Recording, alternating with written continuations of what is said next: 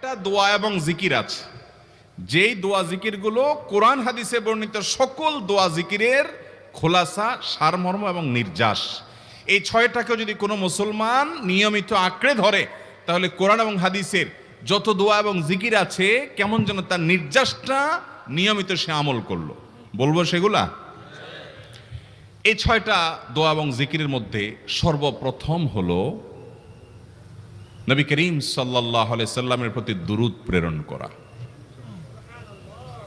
নবীজি সাল্লাল্লাহু আলাইহি সাল্লামের প্রতি দুরূদ প্রেরণ করার আমল এরকম আমল, আপনি যদি সারা দিনে শুধুমাত্র নবীজির প্রতি দুরূদ প্রেরণ করার আমলটাই জিকির হিসাবে সবচেয়ে বেশি করেন, দোয়া হিসাবে যদি এটাই আপনি সারাদিন করতে থাকেন, তো আপনার জন্য যথেষ্ট হবে। আল্লাহর কাছে আর কিছু না চাইলেও চলবে, আর কিছু না চাইলেও চলবে।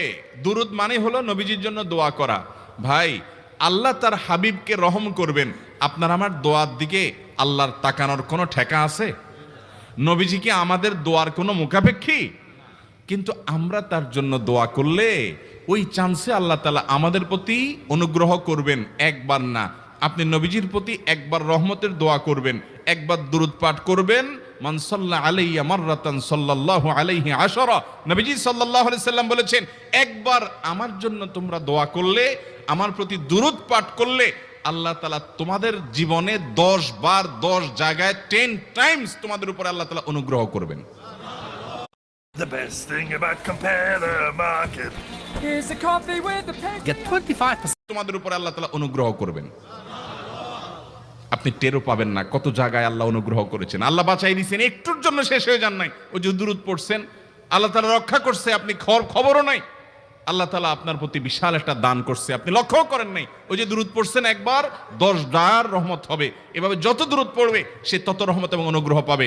এক সাহাবী বলেছেন, ইয়া রাসূলুল্লাহ, আমি আমার দোয়ার কত অংশ আপনার জন্য রিজার্ভ রাখবো? আমি তো আল্লাহর কাছে অনেক কিছু চাইবো, অনেক কিছু নিবেদন করব, আপনার জন্য যেন আল্লাহ রহমত নাজিল করে, এটাই হলো দুরূদ। এই দুরূদটা আমি কি পরিমাণ রাখবো?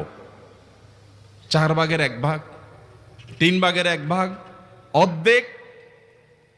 এরপরে সাহাবী বলছেন, আসলে যদি সবগুলোই করি, উনি এক একটা পার্সেন্টেজ বলছেন, আর নবী করিম সাল্লাল্লাহু আলাইহি সাল্লাম বলছেন যে, তাকে বোঝাচ্ছেন যে আরো বেশি করতে পারলে ভালো হয়।